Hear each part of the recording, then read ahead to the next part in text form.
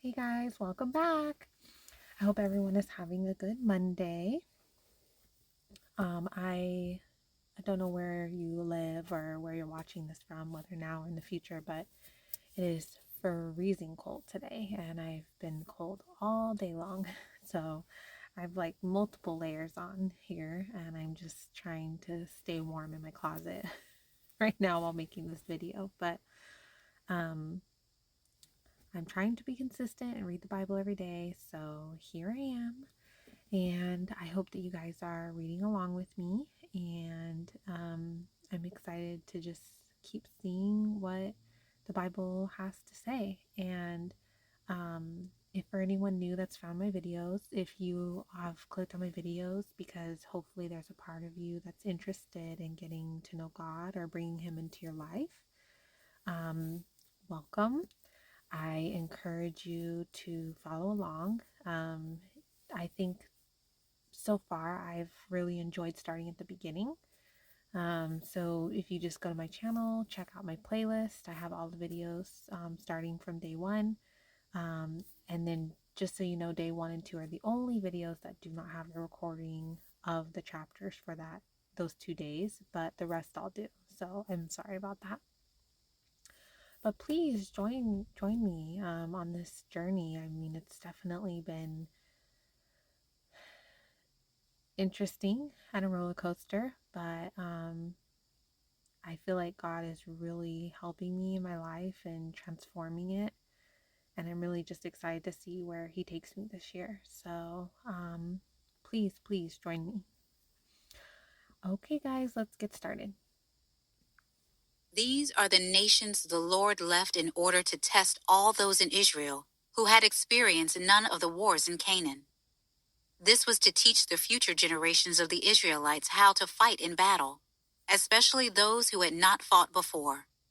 These nations included the 5 rulers of the Philistines and all of the Canaanites, the Sidonians, and the Hivites, who lived in the Lebanese mountains from Mount Baal Hermon as far as the entrance to Hamath. The Lord left them to test Israel, to determine if they would keep the Lord's commands He had given their ancestors through Moses. But they settled among the Canaanites, Hethites, Amorites, Perizzites, Hivites, and Jebusites. The Israelites took their daughters as wives for themselves, gave their own daughters to their sons, and worshipped their gods. The Israelites did what was evil in the Lord's sight. They forgot the Lord their God and worshipped the Baals and the Asherahs. The Lord's anger burned against Israel, and He sold them to King Cushan Rishathaim of Aram Naharaim, and the Israelites served him 8 years. The Israelites cried out to the Lord. So the Lord raised up Othniel son of Kenaz, Caleb's youngest brother, as a deliverer to save the Israelites. The Spirit of the Lord came on him, and he judged Israel. Othniel went out to battle, and the Lord handed over King Cushan Rishathaim of Aram to him, so that Othniel overpowered him. Then the land had peace for 40 years, and Othniel son of Kenaz died. The Israelites again did what was evil in the Lord's sight. He gave King Eglon of Moab power over Israel, because they had done what was evil in the Lord's sight. After Eglon convinced the Ammonites and the Amalekites to join forces with him, he attacked and defeated Israel and took possession of the cities of palms. The Israelites served King Eglon of Moab 18 years. Then the Israelites cried out to the Lord, and he raised up Ehud, son of Gera, a left-handed Benjaminite, as a deliverer for them. The Israelites sent him with a tribute for King Eglon of Moab. Ehud made himself a double-edged sword 18 inches long. He strapped it to his right thigh under his clothes and brought the tribute to King Eglon of Moab, who was an extremely fat man. When Ehud had finished presenting the tribute, he dismissed the people who had carried it. At the carved images near Gilgal, he returned and said, "King Eglon, I have a secret message for you." The king said, "Silence," and all his attendants left him.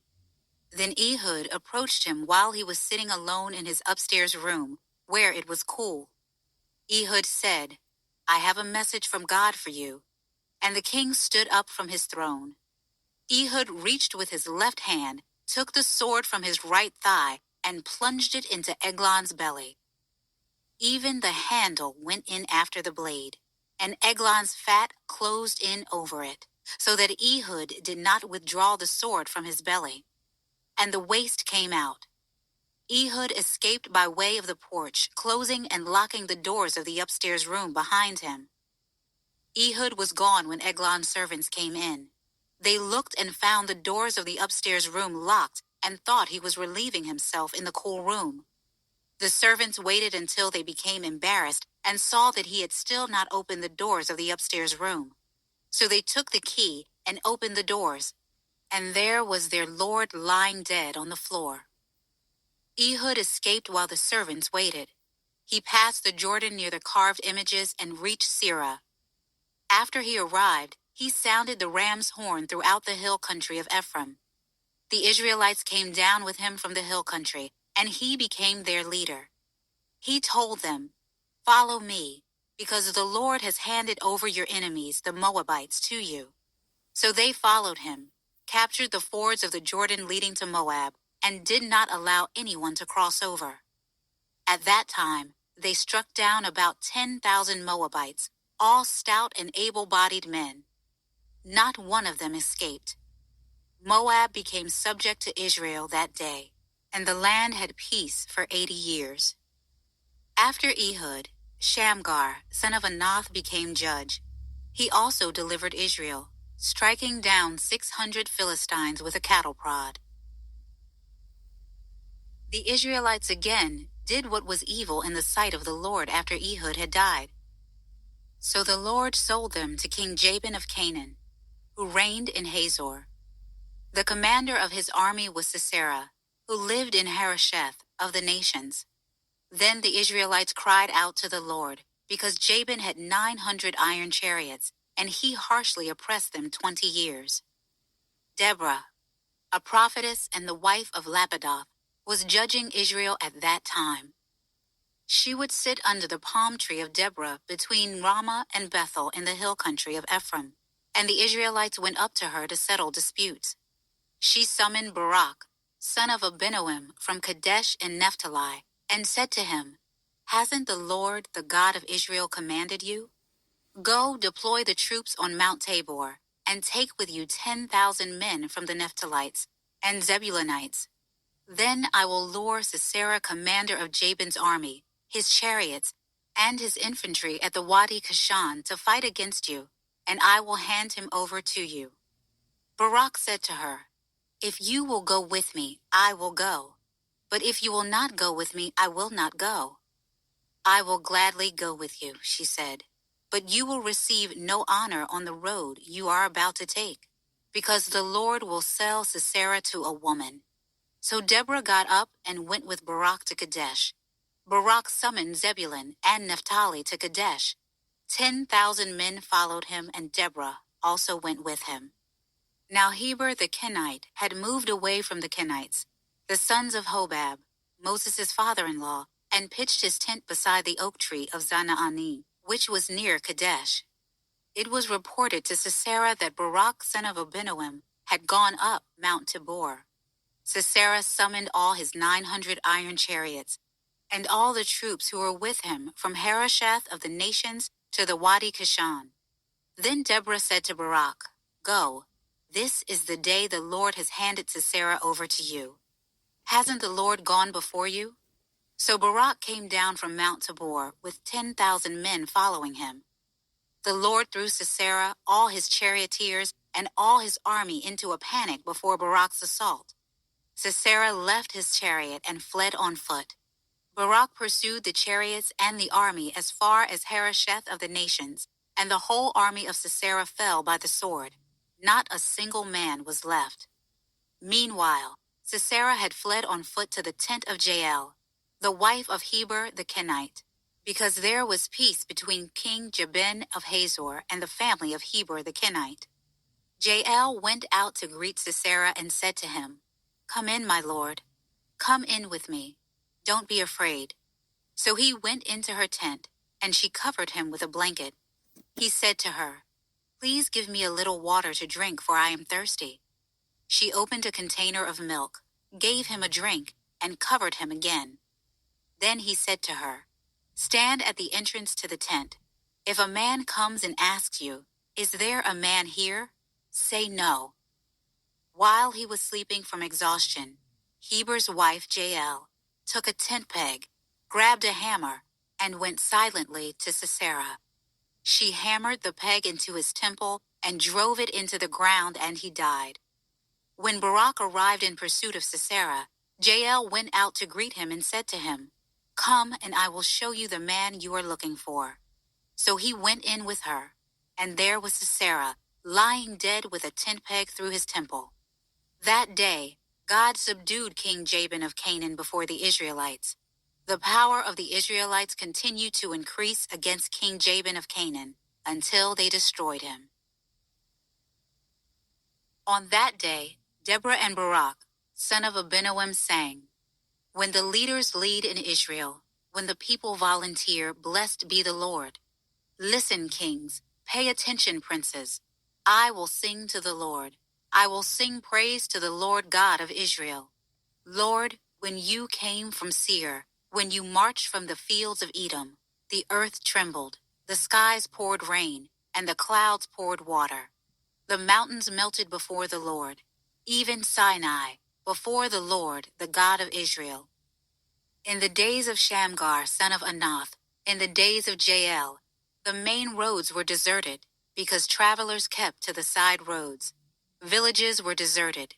They were deserted in Israel, until I, Deborah, arose, a mother in Israel.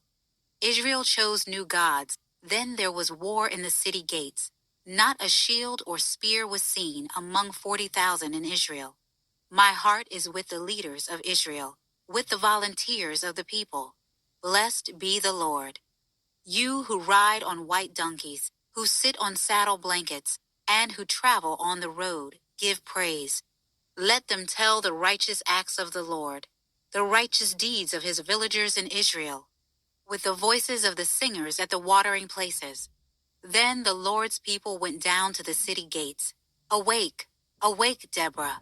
Awake, awake, sing a song. Arise, Barak, and take your prisoners, son of Abinoam. Then the survivors came down to the nobles. The Lord's people came down to me against the warriors. Those with their roots in Amalek came from Ephraim. Benjamin came with your people after you.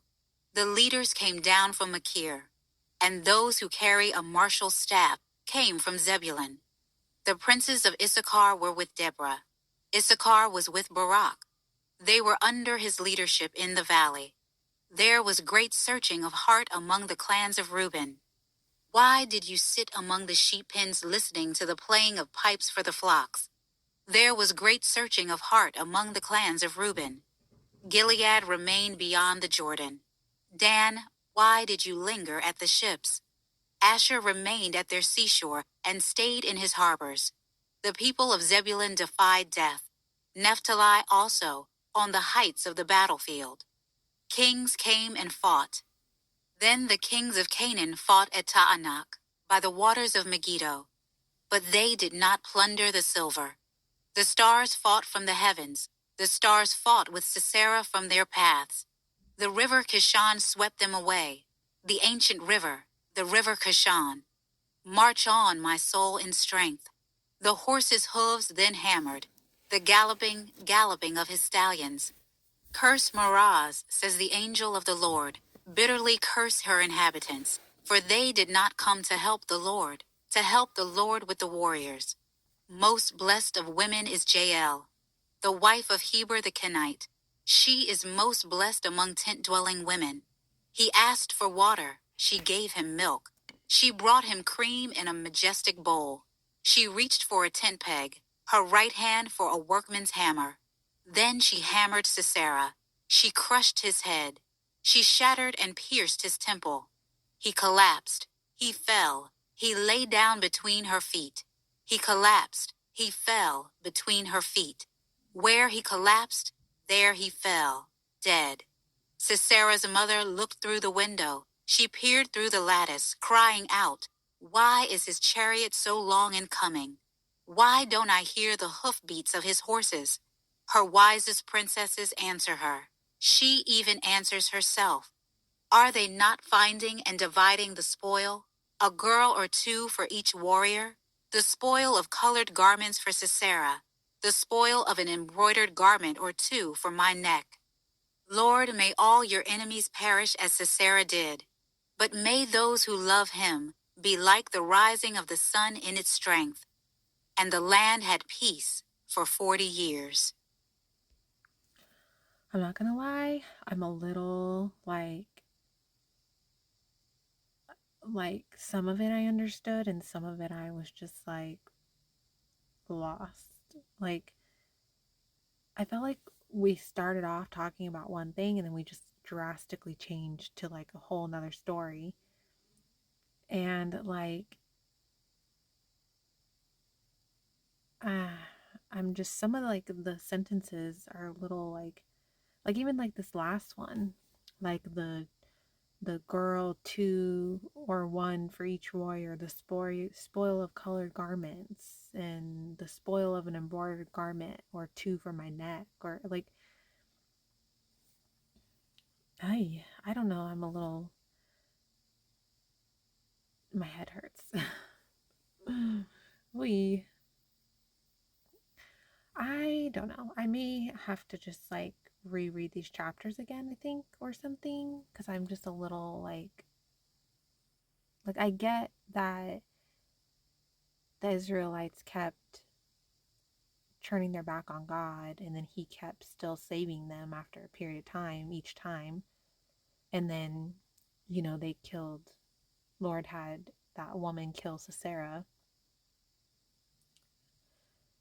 and, they had peace for 40 years now. But it's like, there's just like the little things in between. I just got a little like, what is going on right now? And then the story just changed so drastically all of a sudden. And I was just kind of like, what? I don't know. Maybe I'll have to reread these. And I find too, when I'm feeling a little like lost in the Bible, obviously, I really appreciate it when you guys help me in the comments. That helps a lot. But I also pray to God and ask Him for help too. Um, and I've said this before, this is the first time I'm reading the Bible, so I'm not too hard on myself about understanding it fully in depth, because it's a lot, and I feel like I really need to read the full Bible before, the next time I read it, I can actually like really dive into it a little bit deeper. You know what I mean? But right for right now, it's like I feel like it's too much. So it's like I just kind of like take it day by day.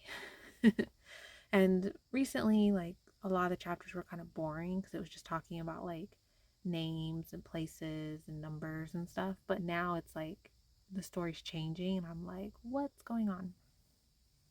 So I don't know. I'll probably have to reread these chapters again, maybe tonight, and then keep continuing tomorrow. So hopefully I can get some understanding what's going on. Um, and then too, the book is called Judges. Like I wonder what that means. If it's just because there's a lot of judging going on in this book and that's why it's called Judges. I don't know. I'll have to look that up too. But anyways, guys, well, thank you so much for joining me, and I hope you're not as confused as I am. And if you are, I'm going to pray about it right now before my daughter wakes up from her nap. So I have hopefully a few minutes to pray. So I will talk to you guys tomorrow. Bye.